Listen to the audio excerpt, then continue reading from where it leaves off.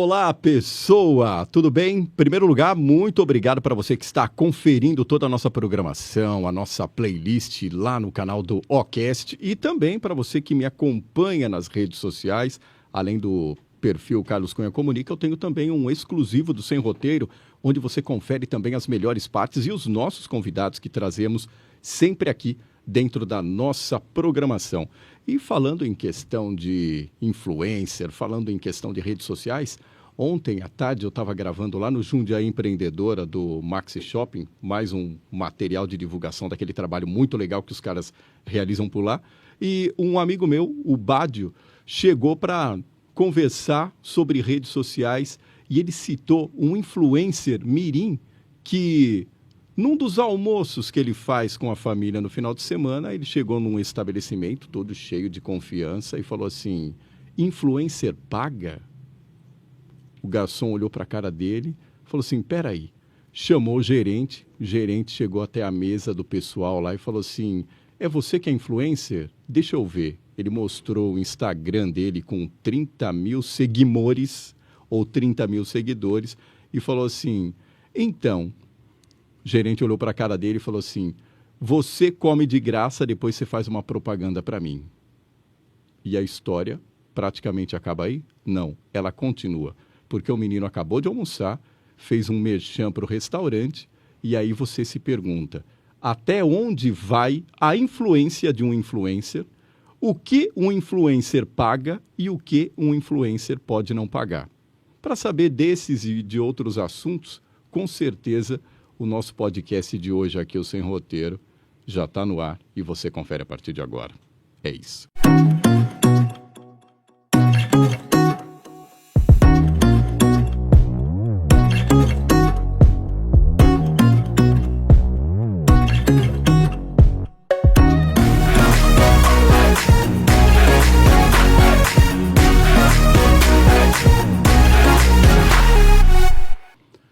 E hoje aqui eu recebo o publicitário, o designer, o influencer.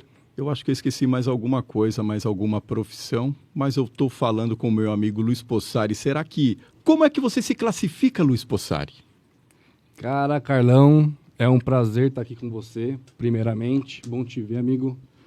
E eu sou muito multitarefa, né? Eu realmente sou publicitário, tenho habilidade com design, mas... influencer não sei.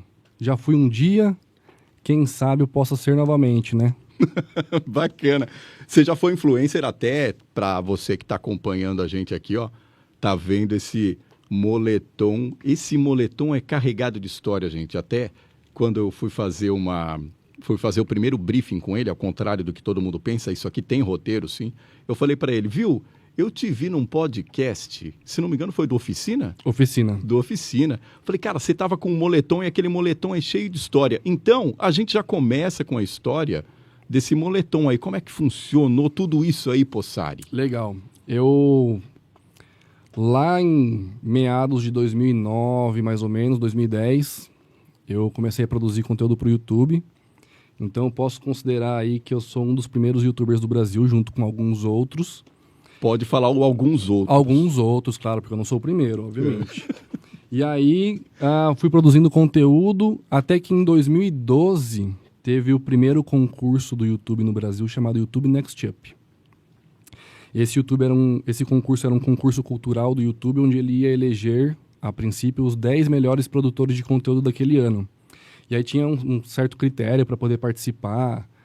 Você tinha que fazer um vídeo de inscrição para participar, depois os vídeos mais votados passavam por uma segunda etapa, onde os gerentes do YouTube, alguns coordenadores do YouTube avaliavam aquele conteúdo, enfim, fui passando de classificatória em classificatória até que eu ganhei esse concurso, né? Fui um dos 10, na verdade um dos 15, porque depois incluíram mais 5, eu estava nesses 5 incluídos, então eu fui um dos 15 melhores produtores de conteúdo daquele ano para o YouTube. E aí a gente recebeu um treinamento super legal em São Paulo, na Faria Lima, lá na sede do Google. Veio uma equipe de cinema da Califórnia treinar a gente e tudo mais.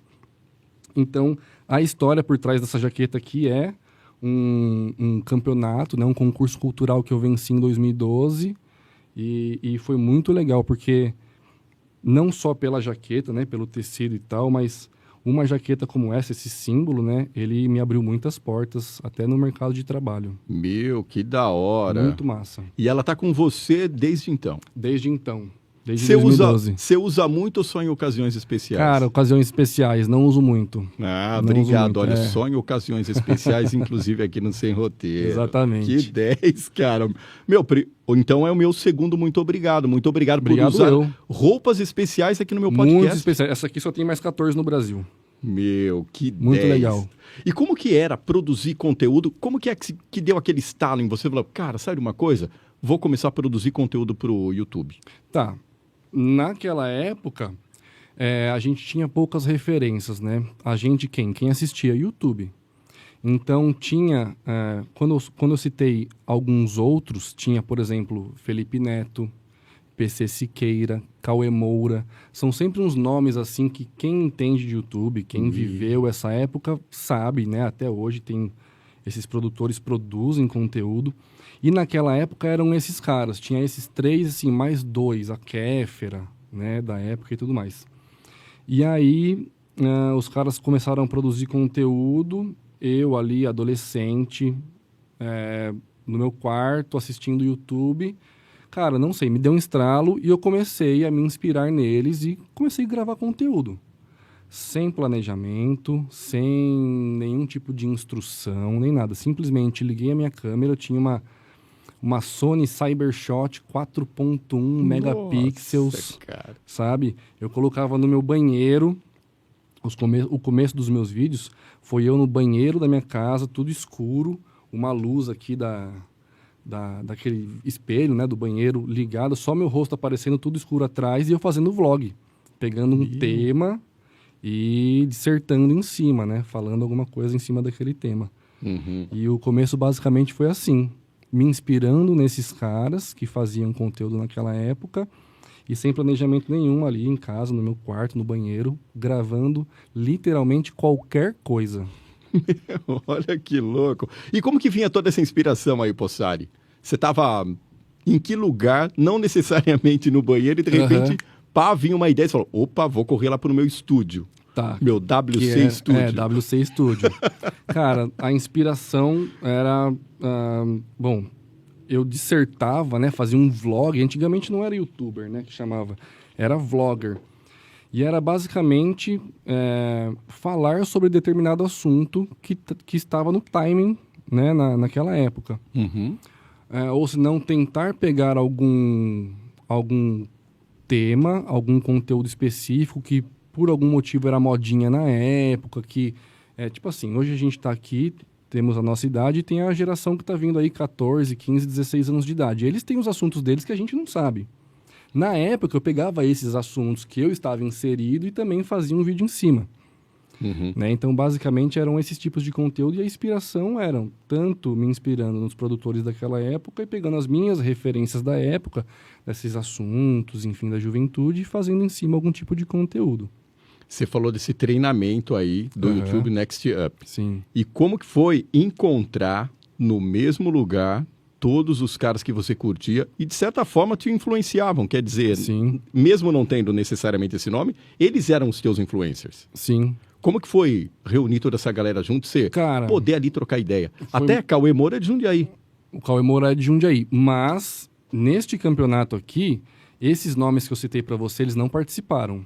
Porque tinha algumas regrinhas, por exemplo, que para poder participar desse evento, desse concurso, você tinha que ter acima de 10 mil seguidores e abaixo de 100 mil seguidores. Então, a ideia era potencializar canais pequenos. Um cara como o Cauê Moura, como o Felipe Neto e PC Siqueira já estavam acima de 100 mil seguidores naquela época. Então, eles não estavam dentro da categoria para poder participar desse evento. O que aconteceu é que os vencedores desse evento, eu e mais 14, eles estavam ali mais ou menos na mesma categoria do que eu. Então, eu tinha lá meus 40 mil seguidores na época, 50 mil, tinha gente de 60, de 70, de 80. Mas eu encontrei muita gente que eu era muito fã. Que a gente só enxergava no YouTube e, cara, naquela época era muito diferente, né? E foi muito legal encontrar essas pessoas pessoalmente, fazer network, tenho amizade com muitos, inclusive, hoje trocar mensagem e tal, são espalhados pelo Brasil, né? Uhum. Gente de Curitiba, gente do Norte, Nordeste. Mas foi muito legal encontrar essas pessoas, porque é a mesma coisa de você encontrar um cantor que você gosta, um youtuber que você gosta atualmente, um cara um apresentador de um podcast que você assiste, foi muito legal. Cara, que 10. E teve premiação em grana? Como é que funcionou o negócio depois de tudo isso? Teve, basicamente foi assim, a gente ficou hospedado em um hotel 5 estrelas, super chique, o Google pagando tudo, né, pra molecada na época. A gente ficou hospedado num hotel na Faria Lima e o Google era ali na frente, né? Uhum. Aí a gente participava de alguns treinamentos sobre a própria plataforma, como, por exemplo, vinha um especialista ensinar pra gente o que é a monetização do YouTube, como funciona, o que é CPC, o que é CPM, custo por mil, custo por clique, o que é isso, monetizar no YouTube, né? Como ganhar dinheiro com isso. E aí, um dia era sobre isso, outro dia era sobre a equipe de cinema da Califórnia que treinou a gente, veio uma equipe super lá ferrada e nos deu noções básicas de fotografia, iluminação, microfone, essas coisas assim, que para youtubers iniciantes que a ideia era potencializá-los, então um conteúdo básico legal. Eles não chegaram com aula de After Effects Hollywood, né? Então era conceito básico de fotografia, tal, etc. Enquadramento, como fazer storytelling, etc. Isso, legal. E teve a premiação no final do concurso em dinheiro, onde cada um recebeu 20 mil reais num cartão presente.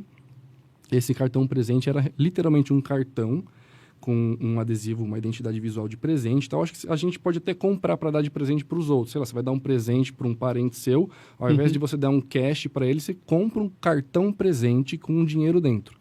E foi exatamente esse cartão que a gente recebeu, com 20 mil reais. Era a função débito, não podia transferir, não podia parcelar, não podia fazer absolutamente nada a não ser comprar no débito em 12 meses. Ou seja, era um cartão personalíssimo. Você tem que gastar de qualquer jeito. Tem que gastar. Dentro de 12 meses a gente perdia esse crédito se não gastasse. E aí, em quanto tempo você torrou isso daí? Vamos lá. Então, o engraçado é que eu não torrei. Porque você tá brincando. Eu tinha já o meu microfone da época. Nessa época do concurso, eu já tinha uma Canon T3i, que até hoje, se for ver, é uma câmera legal. Eu comecei em 2010 com a minha Cybershot 4.1, mas foi virando, fui entendendo que eu estava crescendo ali. Já consegui até juntar uma graninha para comprar uma Canon T3i, já. Uma câmera DSLR, já trocava lente na época, super moderno. E tudo isso com a monetização você fazia? Com a monetização do YouTube. Cara, que legal. Na época, os meus pais me ajudaram. Eu ainda estava entrando na faculdade, não tinha fonte de renda nem nada. Então, os meus pais me ajudaram muito, comprando um microfoninho aqui, uma coisinha ali e tal. Mas com a própria monetização do YouTube, eu já consegui juntar uma graninha para conquistar as minhas coisas. E aí, com essa premiação, eu já tinha meu microfone, já tinha... o cenário era o meu quarto, era o meu banheiro. Eu não tinha ali equipamento profissional, 2 tripés com iluminação de 3 pontos e não sei o quê. Eu só precisava de uma câmera, um microfoninho de lapela de 10, 15 reais e o meu computador. Então, eu acabei não investindo no meu canal, que era o propósito do cartão, comprar equipamento, né, dar upgrade nas coisas. Para mim, estava o suficiente. E aí, eu sei que depois de 11 meses, eu ainda tinha, 15 mil reais. Nossa, cara. E dentro de um mês, eu precisei gastar 15 mil reais. Eu precisei, senão eu perdia. Isso... Bateu um friozão na barriga, vou perder essa grana. Isso virou meme. Virou meme na época. Virou hate, viralizou. Eu peguei o dinheiro e comprei uma moto. Isso. Cara, vou ter que gastar. Na época, ninguém entendeu nada. Eu sofri hate disso aí, porque, o cara me segue, você tem que investir no seu canal, não sei o quê. Você vai lá e compra uma moto. De certa forma, uma parcela dos meus seguidores se sentiu traída, sabe assim? Mas eu não era profissionalizado. Hoje, se eu tô no mesmo hype daquela época, com a cabeça que eu tenho hoje, entendendo que youtuber é uma profissão, não é uma brincadeira dentro do seu quarto, óbvio que eu daria um destino muito melhor a esses 20 mil do que o que eu fiz, que eu comprei um tênis, uma camiseta, uma marmita, uma pizza e uma moto, né? Ou seja, deu um rolê aleatório Dei um com o rolê cartão. aleatório com o cartão. E aí também comprei o meu irmão, ele sempre foi dos games e tal, e ele precisava de uma máquina ferradona, né? E na época, quem entende aí de computador e tal, eu não entendo muito, pra falar a verdade. Na época, 2012, com essa minha premiação de 20 mil reais, eu comprei um PC Gamer pro meu irmão de presente. Falei, meu, E na época já era um i7 com um GeForce, tralalá, mil e não sei quanto. E, meu, montei uma nave. Falei, vai em São Paulo, compra as peças separadas lá, monta uma nave. O PC do meu irmão foi 5 pau. Na época. Na época né? já. E eu tenho esse computador até hoje, inclusive. E foi isso que eu dei o destino pro prêmio. Basicamente, uma moto, algumas coisas pra mim, um computador.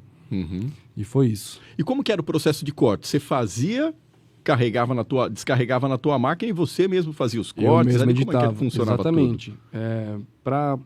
Para edição de vídeo, essas coisas assim, sempre fui um pouco autodidata. Meu, YouTube tá aí para tudo. Se você quiser se tornar um cozinheiro profissional, você se torna com o YouTube, né? E na época já tinha bastante vídeo ensinando a mexer no Sony Vegas, que foi Sony Vegas. o programa de edição muito nesse programa. que eu comecei, né? E quando não tinha um conteúdo, olha para você ver como é distante, né? Muitos conteúdos, até hoje às vezes você tenta procurar alguma coisa e você não encontra. E na época, muito menos. O que eu fazia? Procurava em inglês, né? Sei lá, como fazer efeito tal no Sony Vegas. E aí eu procurava em inglês, eu encontrava um tutorial em inglês, aprendia e aplicava nos meus vídeos. Então, cara, se você assiste alguns vídeos meus de 2000 e bolinha, lá 2010, 2011, 2012, eu me arrisco até com efeito especial.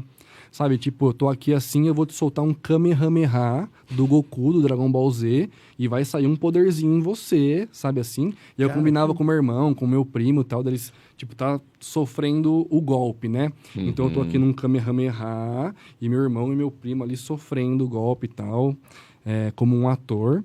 E na edição, super legal lá, saindo o poderzinho.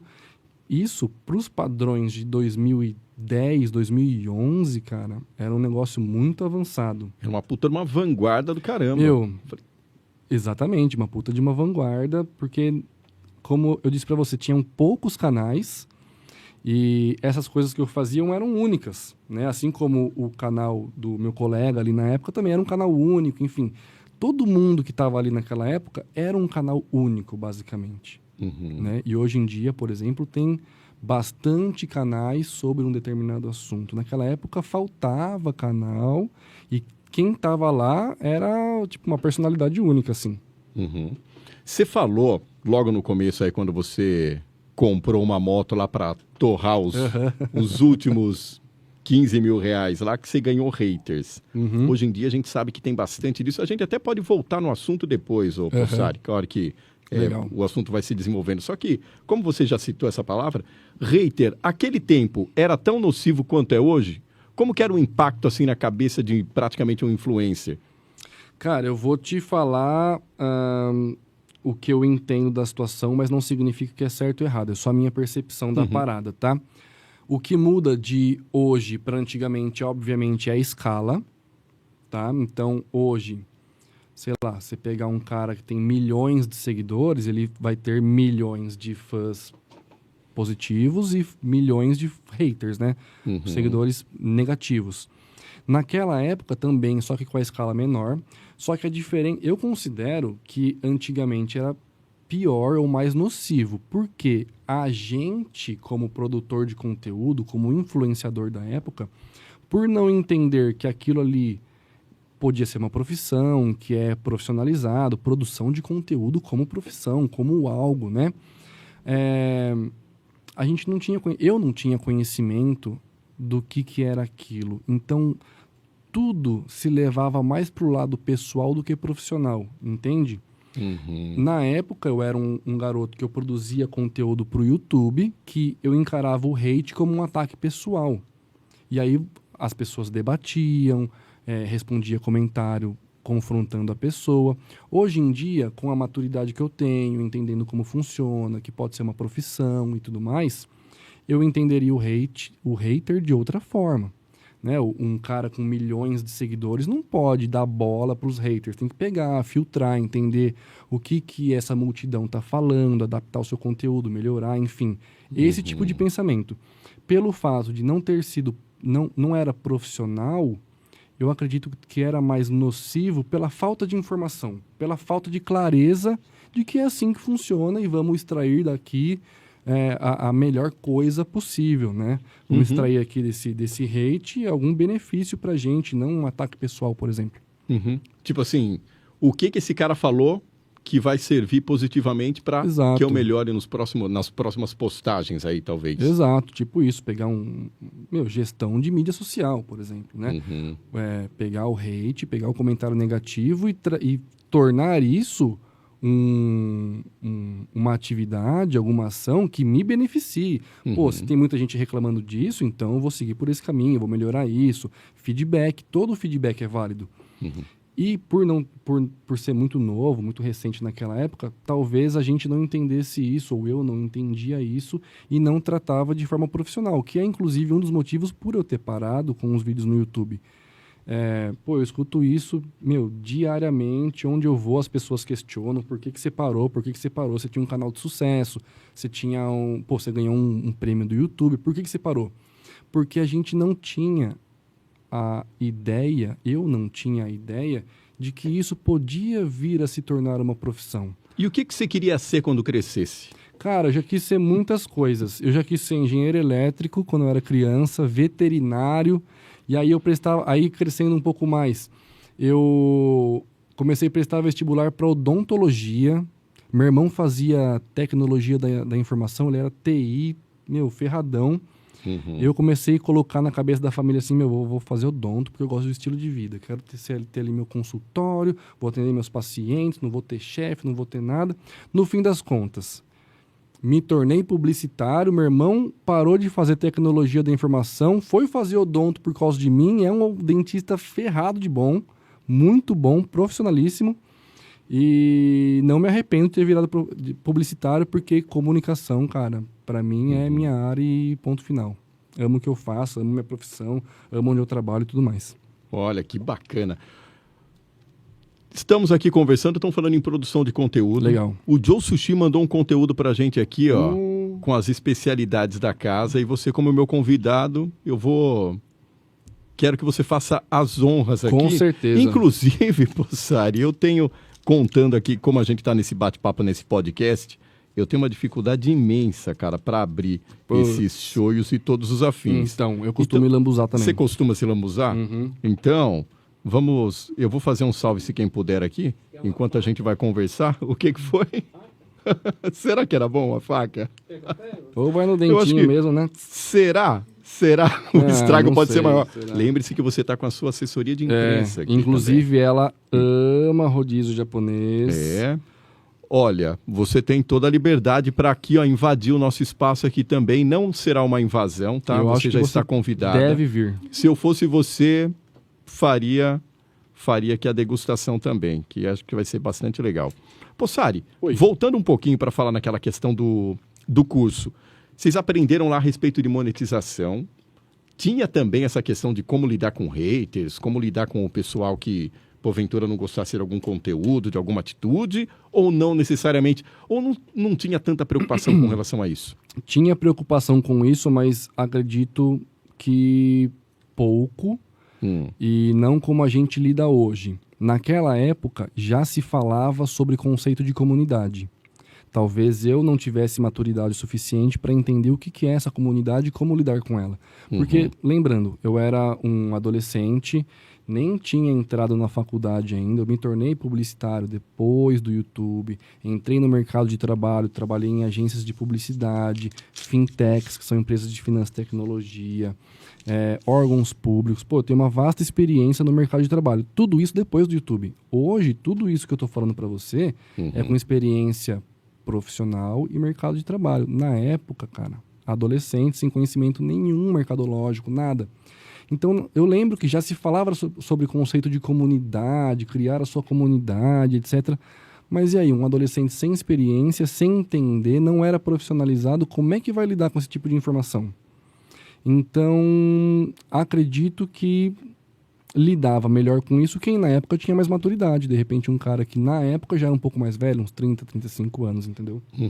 Então, e você acredita também que aquele pessoal que estava surgindo, aquela época que já praticamente tinham vários seguidores, tinham esse tipo de assessoria já? Ou era no tipo do salve-se quem puder, vamos sair fazendo? Salve-se quem puder total. Mesmo as pessoas com mais seguidores na época, tipo um PC Siqueira e um Felipe Neto, lá quando eu ganhei o YouTube Next, porque eu tinha 40 mil seguidores, eles já estavam beirando 1 milhão. Na época. E eu acredito e te juro de pé junto que eram eles sozinhos no quarto deles, no estúdio deles que eles montaram, sem equipe, sem editor, sem produção audiovisual, iluminação, microfone, nada. Eles com a cabeça deles fazendo o trabalho deles. Não era profissionalizado.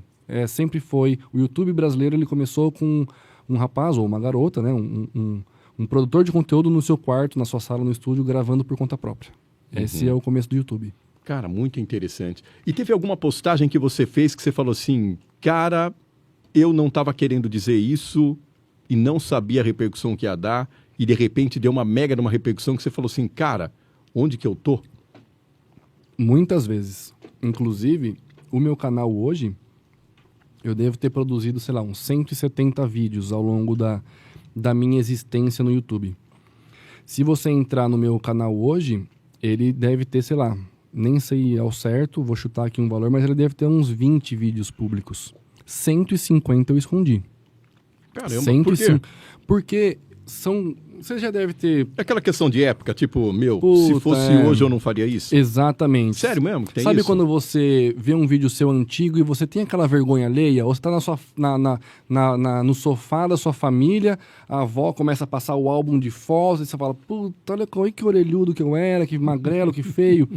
E acontecia, né? Acontece muito isso comigo com os meus vídeos antigos. Porque a cabeça muda e eu falo, cara, como que eu podia pensar daquela forma? Como que eu podia falar daquela forma? Mas é natural. Eu entendo que o amadurecimento é natural, a gente cresce, a gente evolui, os pensamentos vão mudando. Só que eu decidi que o vídeo que não me representa sumiu do espaço. Sumiu. Legal. Deletei. Tipo, o vídeo que não te representa mais. O vídeo que não me representa mais está escondido. Quem viu, viu. Quem não viu, não vai ver. Até você tocou num assunto bastante interessante. É muito comum, até hoje em dia, quando uma pessoa consegue ter algum determinado tipo de projeção, alguém vai lá, dá um print num Twitter, resgata algum vídeo, coloca, tira do contexto e depois joga aquilo contra determinada pessoa. Então... Intuitivamente, você sempre teve isso com você? Intuitivamente, intuitivamente. Se o vídeo não me representa mais, acredito que a melhor maneira de até evitar um possível hate dessa forma é excluir esse vídeo ou colocar lá como não listado, privado, né? Já pensando num futuro, até profissionalmente, de repente. Poxa, eu tô no mercado de trabalho, de repente um chefe meu, um gestor, alguma coisa... por mais que talvez a pessoa também entenda que, são 10 anos atrás, tudo mais, mas eu acho que pega mal. E aí eu decidi por conta própria, zerar esses vídeos e só tá online o que me representa. E quando você descobriu que a galera realmente estava indo atrás do conteúdo que você produzia e aquilo te surpreendeu de certa forma, Possari? Ou nem teve esse momento? É uma viagem que eu tive aqui. Não sei se foi um momento, sendo bem transparente com você, eu acho que foi fluindo, foi acontecendo. Eu simplesmente produzia conteúdo e via os números aumentando. Então, eu publicava um vídeo, tinha, 1.000 acessos. O próximo tinha 3.000, o outro 5.000, o outro já pulou para 10.000. O quinto, sexto vídeo já estava nos seus 10, 15.000. E aí eu comecei a manter uma média alta, até que eu mantive por um determinado período uma média de visualizações muito alta, tipo 100, 200, 300 mil acessos por vídeo. E eu não sei te explicar o porquê. Tá? Simplesmente aconteceu. Só que hoje, com experiência profissional, com conhecimento técnico de algumas coisas, eu entendo o porquê de alguns vídeos terem viralizado e outros não. Vou te dar um exemplo. Uma vez, eu fiz um vídeo ensinando como fazer bigode vintage. Então, eu sempre tive o bigodão que fazia curvona, assim, bem grandona.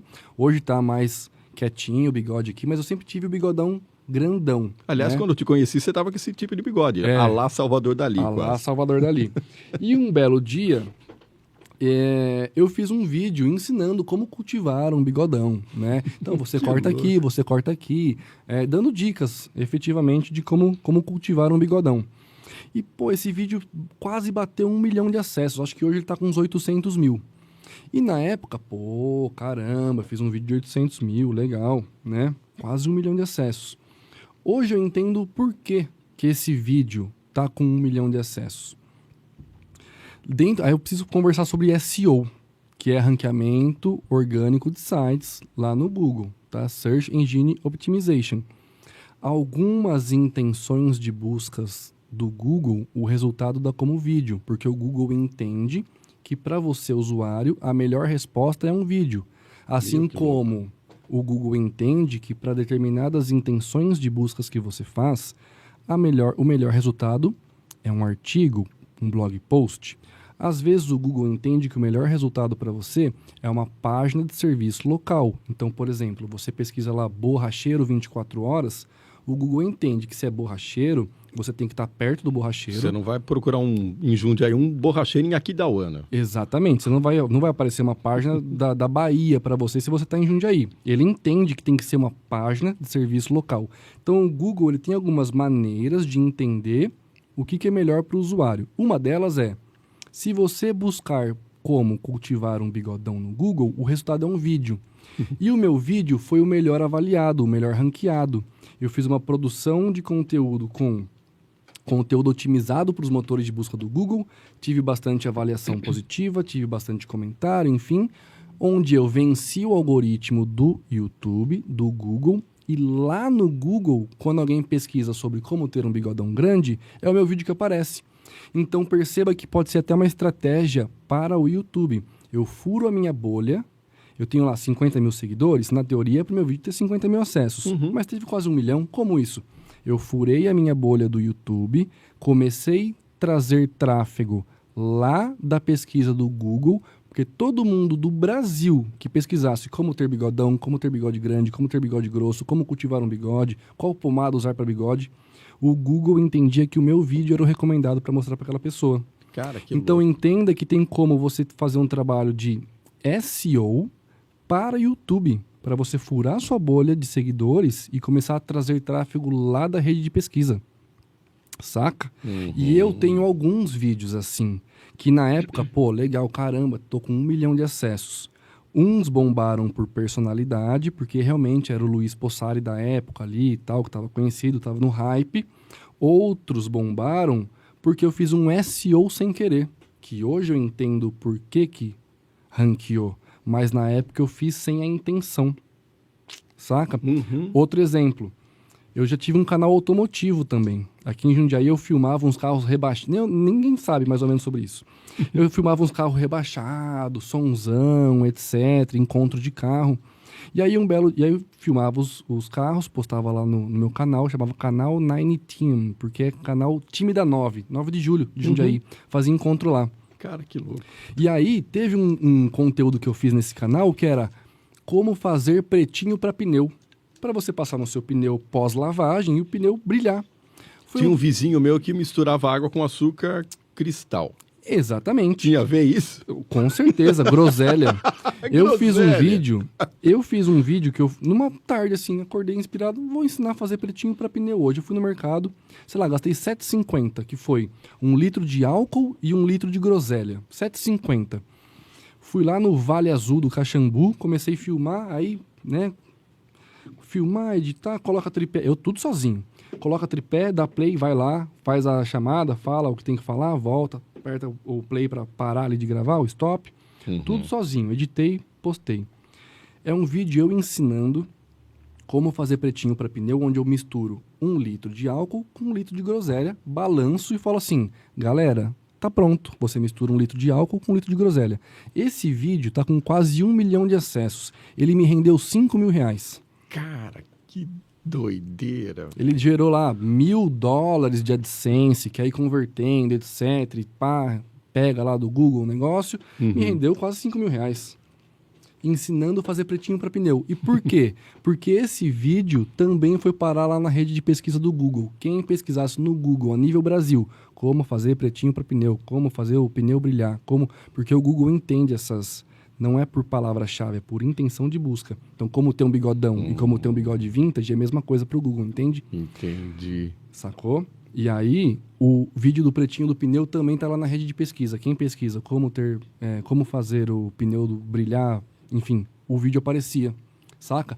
Mais uma estratégia de SEO que eu furei a bolha dos meus seguidores, comecei a trazer tráfego lá do Google e tive quase 1 milhão de visualizações no vídeo. Cara, olha que legal muito isso. Massa. E hoje você se amarra muito nessas métricas do Google, do YouTube, também fica ligado direto nessa questão de algoritmo? Pelo jeito sim, né? Sim, muito. Eu sou uma pessoa, eu sou um profissional que eu gosto muito de metodologia. A pessoa metódica não é aquela pessoa... Porque as pessoas confundem, né?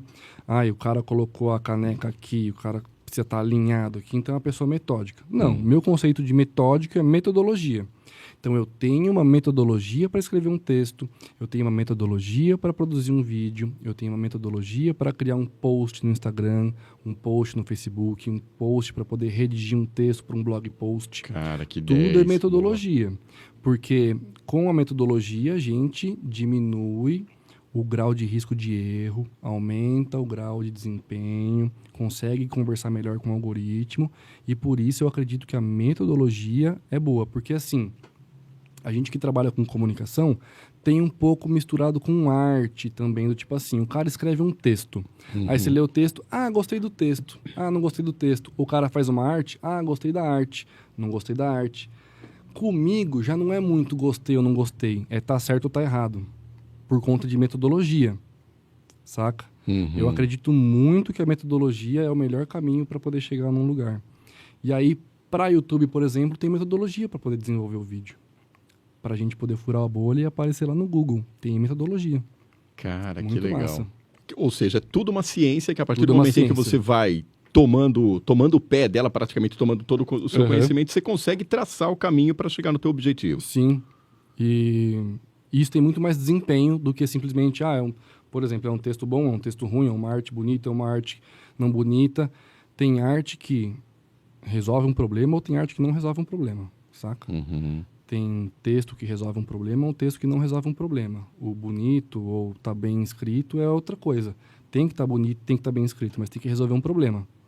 A duração de um vídeo faz a diferença ou não necessariamente, Possari? Então, faz a diferença... Mas eu entendo que o algoritmo do YouTube hoje está pedindo vídeos mais compridos. Entenda, lá no concurso YouTube Next Up, eles passaram pra gente, eu gravo até hoje, uma média mundial dos vídeos mais assistidos. Tá? Então é uma média dos vídeos mais assistidos do mundo. 2 minutos e 32 segundos. Esse é o número... Isso em 2012, tá? Dos vídeos mais assistidos do mundo, tá? Então, vamos falar assim, vamos fazer um vídeo com um número perfeito de tempo?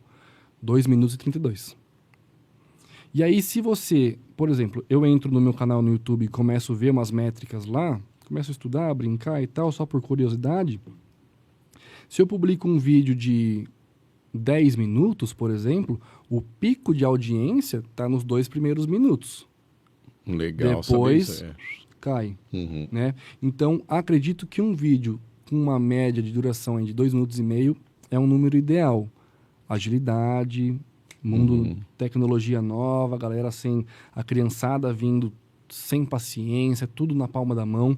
Mas, ao mesmo tempo, eu percebo uma tendência onde canais que estão produzindo conteúdo longo estão sendo bem recomendados também. Então, eu acho que tá nos extremos. Ou você faz um vídeo super rapidinho, TikToker, ou você produz, por exemplo, um podcast onde você vai envolver a sua comunidade por bastante tempo, etc. 1 hora, 2 horas, 3 horas de duração. Ou seja, é o poder de atratividade, não necessariamente o tempo. Exatamente. É o quanto naquele tempo você consegue reter a atenção do seu público. Retenção de audiência. Essa é uma métrica muito importante. Muito legal. Você falou também da questão de bolha. Rompimento de bolha. Geralmente a gente percebe hoje em dia que os influencers costumam trabalhar única e exclusivamente para um nicho. Você aconselha, você sugestiona, você dá isso como opção ou não necessariamente, Possari? Tá. Aí eu vejo da seguinte forma. Ou você produz conteúdo e você alavanca a sua carreira como produtor de conteúdo como personalidade, até estava falando isso em algumas outras participações que eu fiz.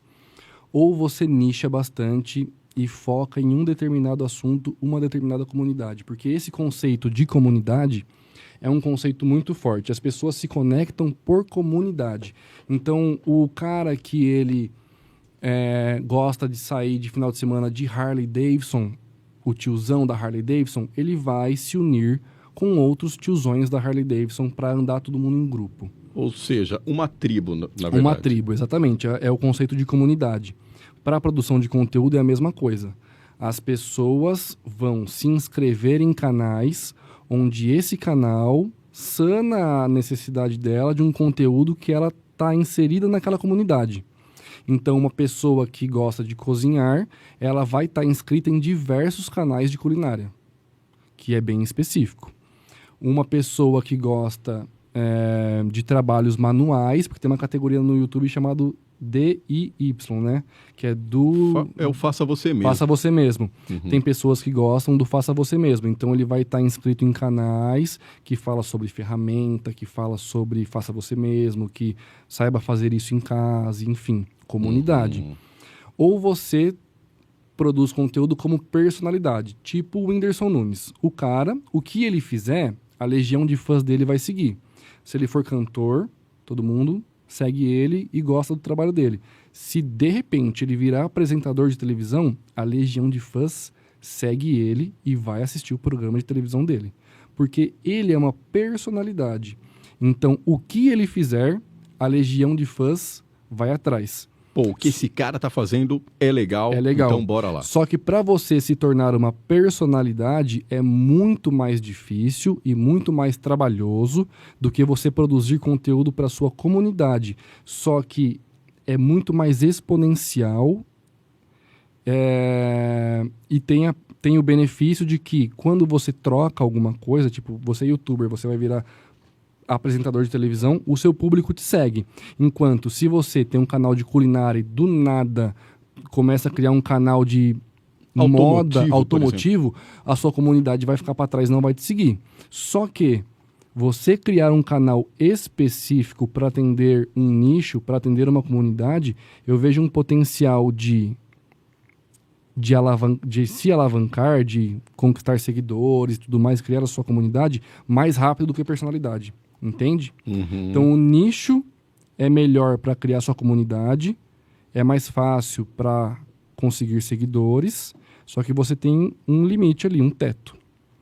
A personalidade é muito mais difícil você se tornar, só que não tem teto, é infinito. Saca? Ou seja, o caminho é mais longo para você criar uma persona. Exato. O que o Carlos Cunha quer ser, o que o Luiz Possari quer ser dentro das redes sociais. E a partir desse momento, é criar conteúdos e criar, acima de tudo, uma imagem que corrobore com aquilo que você quer representar. Exatamente. Hoje, por exemplo, tem uma tendência de criação de podcasts.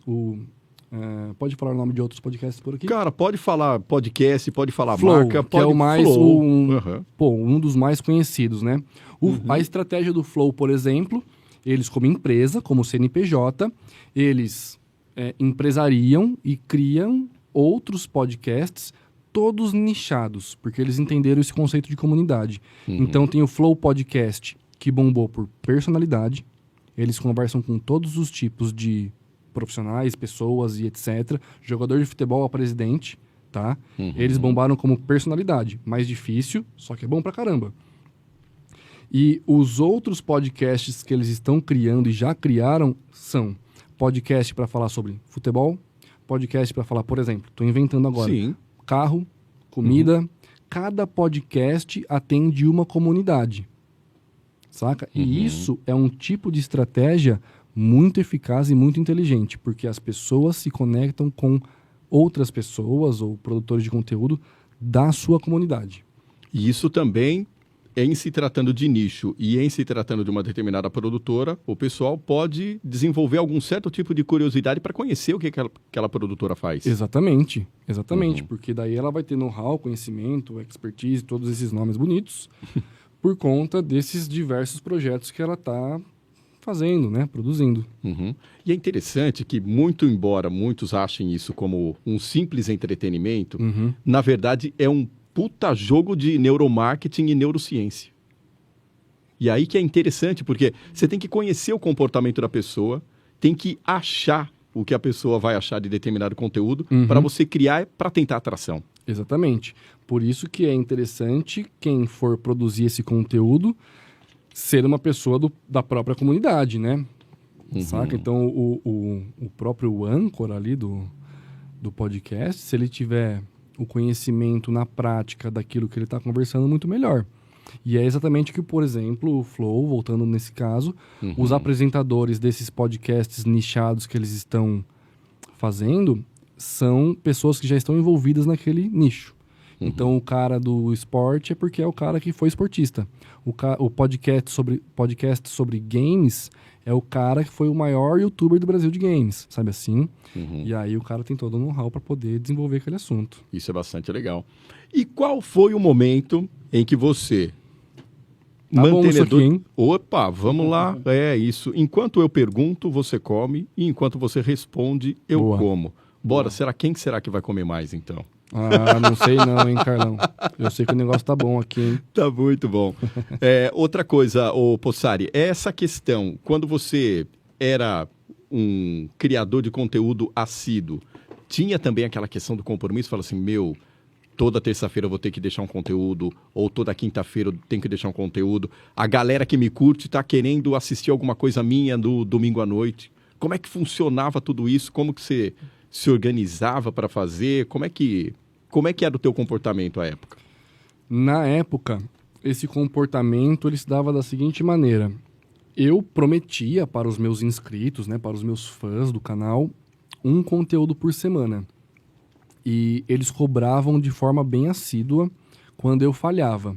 Então tinha esse relacionamento entre produtor de conteúdo e os inscritos do canal, onde basicamente eu delegava ali a quantidade de vídeos que eu fazia por semana, e na época eu prometia para eles um vídeo por semana. Só que muitas vezes você acaba falhando, enfim, e eu me cobrava bastante, tinha bastante, não chega a ser um hate, mas a galera cobrando em Facebook, em Instagram, essas coisas assim.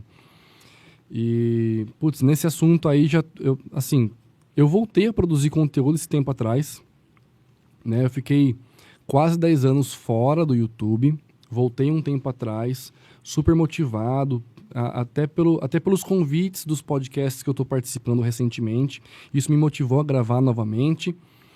Só que daí, eu estou falhando de novo com continuidade. Qual que foi a ideia? Eu voltei a produzir conteúdo como personalidade, aquele assunto que eu estava comentando agora com você, que é mais difícil de bombar.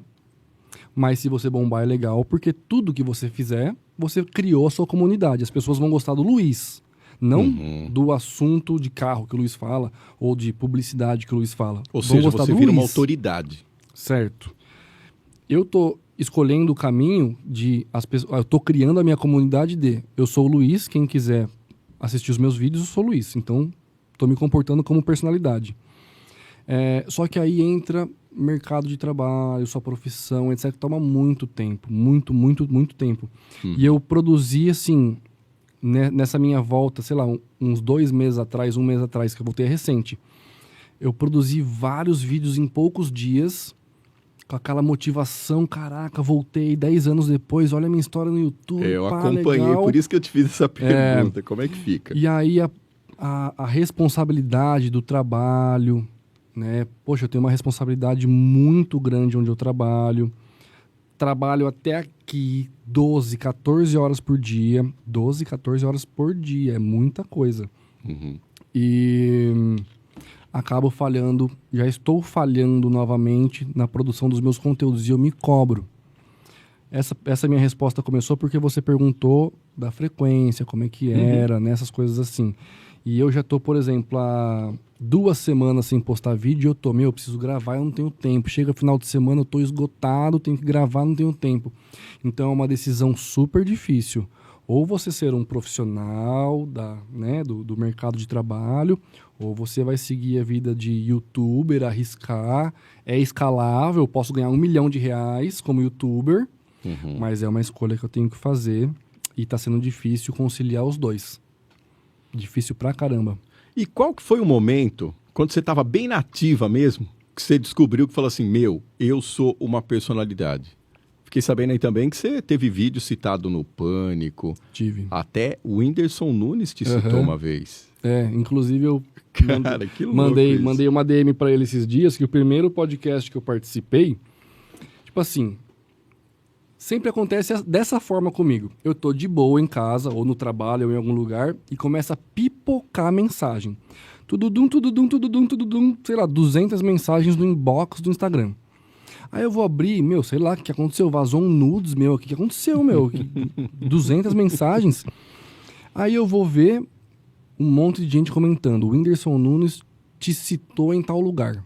Isso aconteceu, sei lá, 5 anos atrás. Caramba. Aí, beleza, legal. Ele me citou num podcast. Aí passou 2, 3 meses, ele deu entrevista em outro podcast e me citou de novo. Aí passou 1 ano, outro famoso participou de um podcast e me citou de novo. E me citou, né? E é sempre mais ou menos assim que funciona. Eu tô de boa em casa, do nada começa a chover mensagem porque alguém me citou em algum podcast. Mas por que isso acontece? Porque os caras, eles me assistiam em 2010. Esses caras têm milhões de seguidores, 10, 20, 30 milhões de seguidores. Eu era um daqueles primeiros caras que eles assistiam. E que aí eu parei, eles continuaram e se tornaram tudo isso que eles são hoje. E qual era a pergunta? Me perdi um pouquinho. Peguei quando você se sentiu citado. Aí Tá. eu coloquei pra você que teve uma vez uma menção sua no Pânico. Certo. E depois do Whindersson Nunes que você acabou de falar aí também. O Whindersson Nunes me posta em vários podcasts. Aí eu lembrei o que eu ia falar, que eu mandei uma mensagem pra ele no primeiro podcast que eu participei, que eu falei assim, parece que o jogo virou. Agora eu que te citei num podcast. Inclusive tô citando aqui de novo em outro podcast, né? E aí ele respondeu... Vão marcar o @Whindersson Nunes aqui. Legal, só de massa, E aí a gente trocou uma ideinha, beleza. Puta cara, gente boa. Essa história aí do Pânico na TV, teve um quadro do Pânico que tinha o Eduardo Sterblit, fazia o melhor do mundo. Que ele colocava um bigodinho e falava, sou o melhor do mundo. E aí eu tenho um quadro famoso no meu canal, que é os 5 coisas idiotas que você com certeza já fez na vida. Sei lá, no banheiro.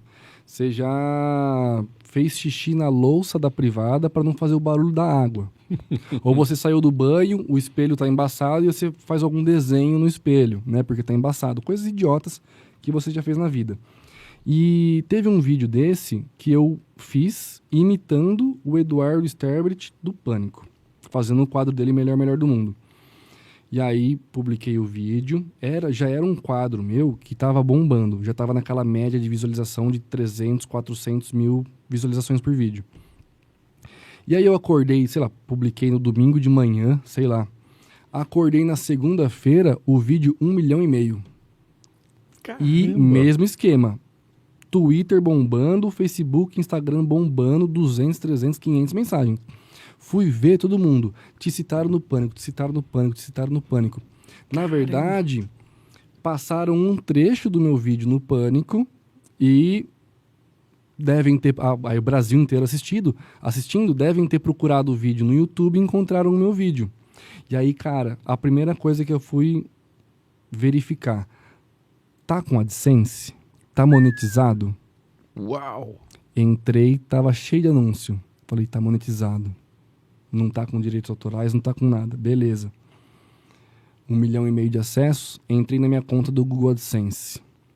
$2.000. Do dia pra noite. Caraca. Um garoto de 17 anos de idade que faz vídeo no quarto dele. Fiz um vídeo bobinho, gastei 30 minutos fazendo um vídeo. Acordei, o dólar tava R$2 na época, né? Uhum. Acordei com 4 mil na conta. Não é massa? Nossa, super massa. 1,5 milhão de acessos do dia pra noite. Assim, ó, plum. Caramba. Muito massa. Esse, inclusive, é o vídeo mais assistido do meu canal, 1,5 milhão. Muito legal. Muito legal. E agora, o que tá te movendo a voltar a isso a vida de youtuber? Cara, me conectar com a minha comunidade. Tanto porque eu te dei aqui uma argumentação falando é mais fácil nichar e fazer um conteúdo nichado para eu criar um certo tipo de comunidade. Eu, como publicitário, como youtuber ou ex-youtuber ou youtuber, eu entendo que é mais fácil criar essa comunidade. Mas eu acho que eu vou cair num defeito que é falta de continuidade. Eu parar, produzir um conteúdo para uma determinada comunidade que eu quero atingir, porque eu estou inserido nela, etc., demanda um planejamento. Sim. E eu tô com bastante falta de tempo.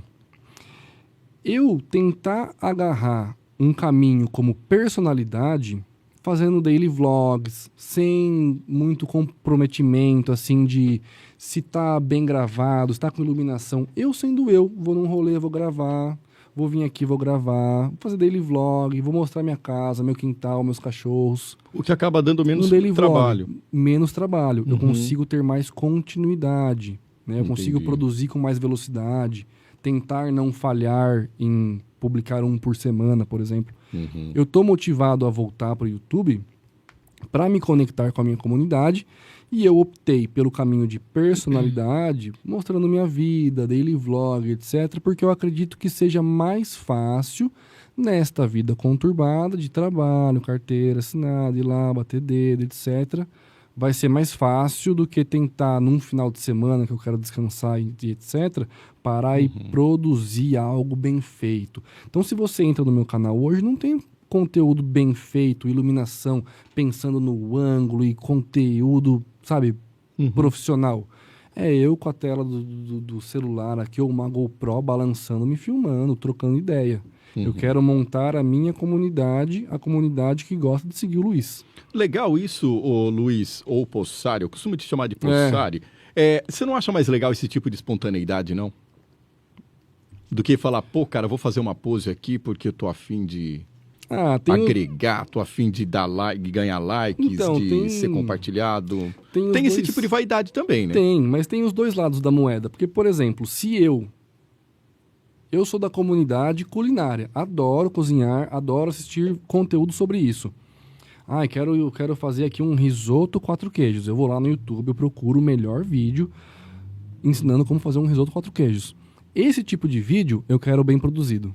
Eu quero assistir um vídeo de uma produtora, microfone de lapela, boom em cima, iluminação, câmera 4K, porque eu quero... Uma galerinha com o roteiro olhando, você não esqueceu nenhuma frase. Exatamente. Esse tipo de vídeo eu quero assistir qualidade 8K produtora fazendo. Agora, eu gosto, por exemplo, bastante de aventura, mato, Amazônia, essas coisas assim, entenda. Tem um cara chamado Richard Rasmussen. Putz. Certo? Conhece. Eu quero ver vídeo dele. É ele sendo ele. Cara sentado na pedra lá, comendo um pacote de batata. Comendo batata, se enfiando com um índio no meio do mato, participando de ritual indígena, mexendo com onça, falando sobre cachorro, ensinando sobre cachorro, mostrando a diferença dos pássaros silvestres, das colinas arábicas, qualquer coisa. Eu quero ver o Richard. Esse tipo de conteúdo, espontâneo pra mim, ok. Ótimo. Legal?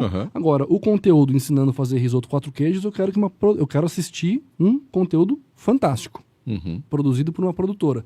Então eu acho que tem esses dois tipos de perfis. Depende do ambiente. Depende do ambiente, depende das pessoas que estão assistindo. Então não tem certo e errado. Não tem certo e errado. Tá? Tem metodologia para produzir conteúdo, para conversar com o algoritmo, para ser um bom texto, para ser uma boa arte, aquele papo do começo.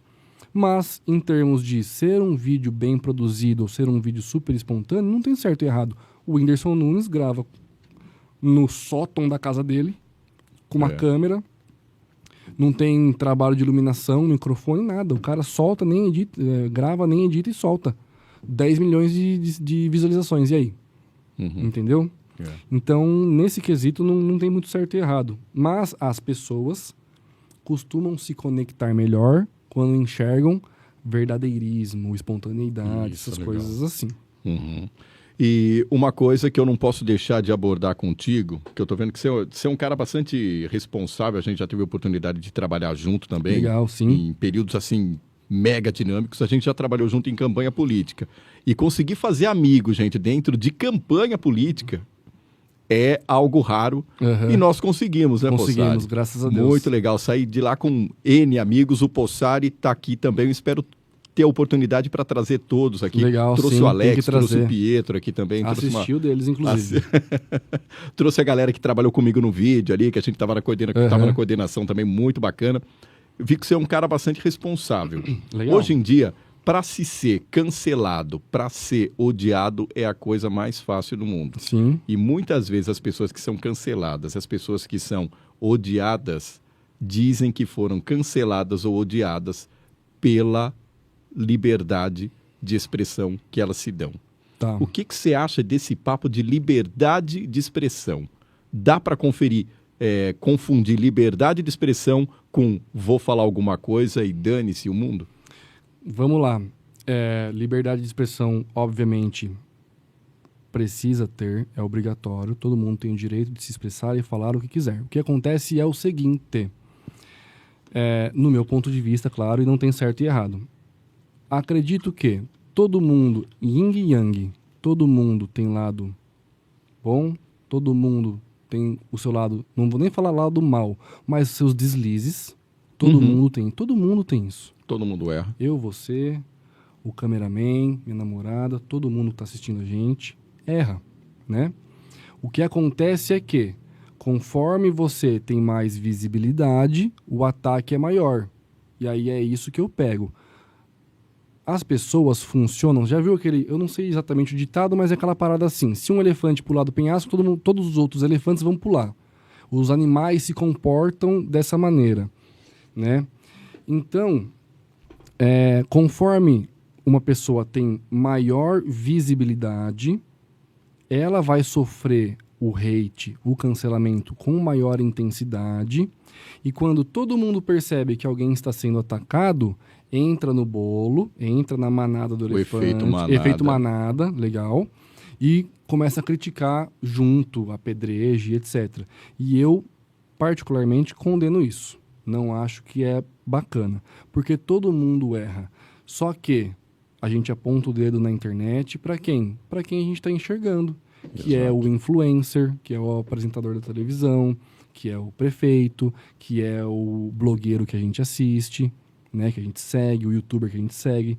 Então, e muitas das vezes, eu acredito que a pessoa que está criticando aquele erro daquele influenciador, aquela pessoa faz aquilo ou já fez.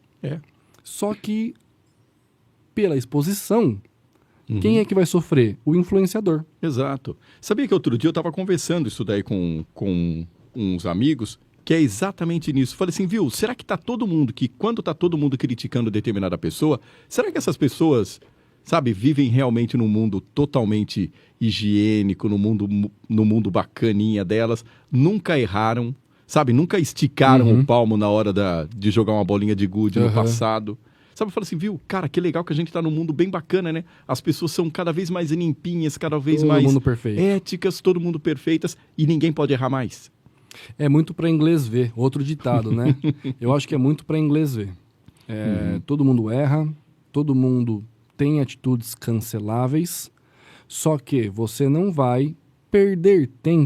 com o seu vizinho que é anônimo. Agora, o outro vizinho é conhecido.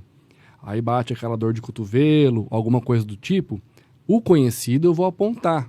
E eu acho que o efeito manada acontece dessa forma, por isso que eu critico. Todo mundo erra.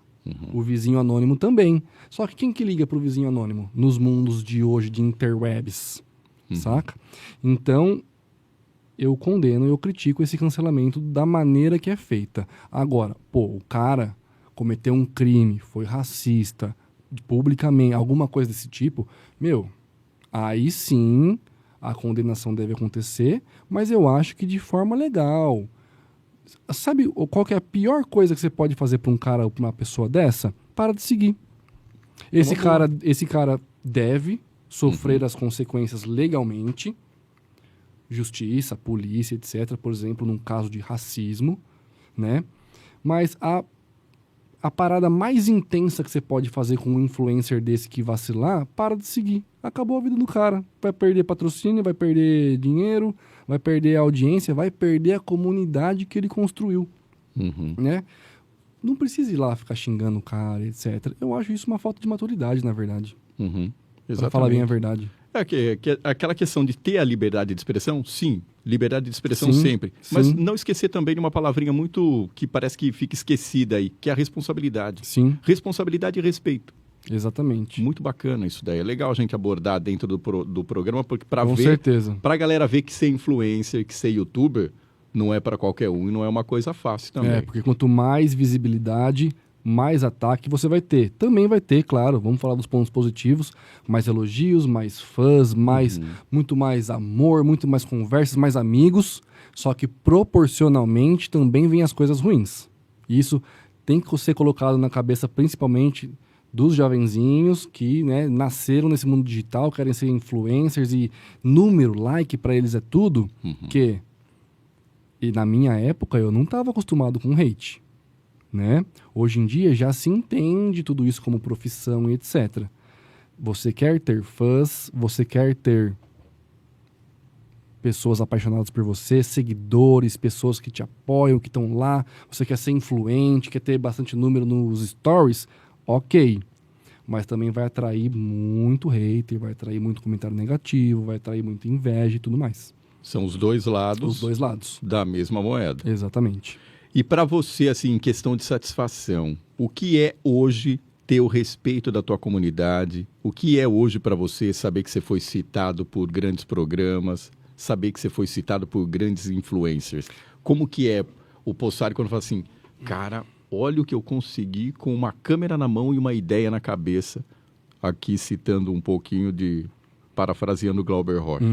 Cara, eu posso ser bem transparente com você. Eu, de vez em quando, me pego perguntando como que tudo isso aconteceu. Porque, modéstia à parte, aconteceram coisas grandiosas comigo em relação a YouTube e tal. Tipo, um dos primeiros youtubers, o Whindersson Nunes me cita nos podcasts e, entrevista pra televisão, várias coisas. Ganhei o YouTube, primeiro youtuber brasileiro a ganhar um concurso do YouTube. São coisas que, se você para pra pensar, são coisas grandiosas. E quando eu me pego pensando nisso, eu fico meio assim, cara, como que tudo isso aconteceu? Porque foi só acontecendo, saca? E é muito gratificante, é muito legal. Tudo isso que aconteceu comigo até hoje me abriram muitas portas para o mercado de trabalho, que é essa dicotomia entre mercado de trabalho ou, por que não, empreender no caminho de influencer, né? Mas voltando à sua pergunta, esse respeito, essa autoridade com a minha comunidade é muito satisfatório. Muito satisfatório você estar num lugar e alguém te reconhecer. Na época, hoje em dia não acontece mais, mas na época... a galera pedia pra bater foto, é artista. Cara, que legal. Na época eu não conseguia andar no Maxi Shopping, não tinha o Jundiaí Shopping na época, né? Eu não conseguia andar no Maxi Shopping, porque a galera parava pra tirar foto, pra pedir autógrafo. E aí, hoje, retornando à produção de conteúdo, tentando reencontrar a minha comunidade, a escala tá completamente diferente. Enquanto eu tinha 300 mil acessos por vídeo, hoje eu tenho 300. 500, é outra escala. Só que ter o apoio, ter o reconhecimento, ter o comentário, ter o like desses 300, desses 500 que estão me assistindo é muito bom. E parece que está sendo melhor do que os 300 que eu tinha antes. Que eu comentar contigo a questão do valor agregado. Tipo, a galera foi lá, te curtiu, você fala, pô, vou dar uma olhadinha para ver quem me curtiu. Meu, essa pessoa me curtiu. Exatamente, é muito legal, muito legal. Porque, como eu disse para você, antes era desprofissionalizado, ou amador, né? Melhor dizendo. Era tanta gente, 300 mil pessoas, 1 milhão de pessoas, que eram só números. E eu não tinha o entendimento daquilo. Hoje, com experiência profissional, mais maduro, adulto e etc., eu vejo valor em 300 pessoas me assistindo. Os 50 comentários que eu tenho por vídeo são mais prazerosos do que os 5 mil que eu tinha antes, porque agora o entendimento é outro. Então, é muito legal ter o envolvimento dessa comunidade, e o que importa é isso. Eu acho que ter o envolvimento da sua comunidade, ter o reconhecimento, o carinho, e fazer com que pessoas se insiram na comunidade da sua produção de conteúdo, essa tem que ser a meta, esse tem que ser o objetivo. Porque não adianta você ter 100 mil pessoas assistindo um vídeo seu, se você não vai ter nenhum tipo de engajamento, nenhum tipo de envolvimento. Significa que não são pessoas da sua comunidade. Se você estiver produzindo conteúdo para sua comunidade e você tiver 1000 acessos e estiver vendendo um curso online, e 1000 acessos só no seu vídeo. Se for a sua real comunidade, você vai ver, a cada vídeo de 1000 acessos que você tiver, você vai fazer 10 vendas, 15 vendas. Entende? Então, qual que é melhor? Eu ter um vídeo de 1 milhão de visualizações de pessoas aleatórias que não são da minha comunidade, que eu vou ter algumas vendas, ou ter 1000 acessos que eu vou ter 10, 15 vendas de um curso online, por exemplo. Qual que é mais prazeroso, qual que tem mais desempenho, qual que tudo mais tem mais benefício, né? Então, eu sou desse time aí de produzir conteúdo para sua comunidade, né? E ter esse envolvimento com mais desempenho, enfim. Bacana. Qual que é, não diria conselho, porque eu acho que essa é uma palavra muito forte e muitas vezes fala, pô, cara, eu não vou aconselhar ninguém. Mas qual a sugestão que você dá para o cara que está começando agora, para essa molecadinha aí que está falando, nossa, que legal, que ferramenta bacana que tem o YouTube, que legal. Ferramenta bacana que é o Insta. O que você sugere para eles? Eu sugiro para eles produzirem conteúdo que, obviamente, eles fazem parte da comunidade, então eles têm que gostar do que eles estão produzindo primeiramente, estarem inseridos em uma comunidade, e não, obviamente, não pensar em número, não pensar em like, essas coisas assim, porque isso frustra, tá? O cara que que começou e nunca teve experiência não teve um canal grande, etc., que não consegue chegar lá, o cara, putz, tem 10 likes, 20 likes, 30 likes. Se ele se basear pelo like, pelo comentário, pelo número de visualizações, ele vai se frustrar e vai abandonar o projeto. Se ele começar a produzir conteúdo pensando em agradar a sua comunidade, entendendo que teve 2 comentários, mas esses 2 comentários são de pessoas que investiram tempo assistindo o conteúdo dele, que ele faz um conteúdo de valor para essas pessoas, é só ter continuidade, continuar produzindo o conteúdo que você produz para a sua comunidade, que o sucesso virá. E o sucesso pode ser 1.000, 2.000, 5.000, 10.000, 1 milhão. Pode ser até que ele fure a bolha, se torne personalidade e exploda.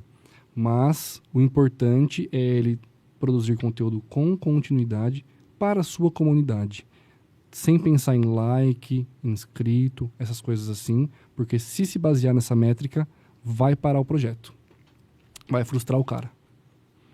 Pô, Sari, ficaria aqui mais 2 horas conversando contigo, você dá uma olhadinha ali que até legal. Estourou o tempo e o papo simplesmente fluiu. Fluiu pra caramba. Eu fico muito feliz em saber que eu posso contar aqui no podcast Sem Roteiro com pessoas assim do seu nível, do legal. seu naipe. Porra. E muito legal. E fiquei muito contente, saindo daqui muito contente, sabendo que você utiliza essa jaqueta em ocasiões especiais e hoje você utilizou essa jaqueta aqui no meu podcast. Com certeza, é um prazer, Carlão. É um prazer imenso estar aqui com você. Obrigado pela oportunidade. Rapaziada, tamo junto.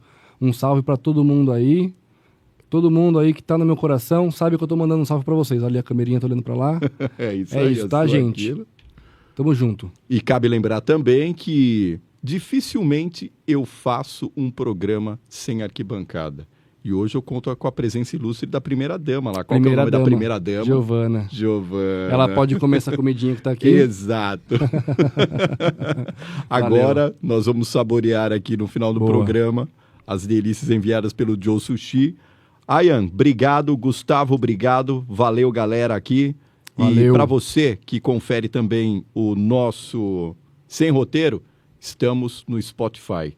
É só procurar lá que tem mais conteúdo para você. É isso. Tá fechado, viu?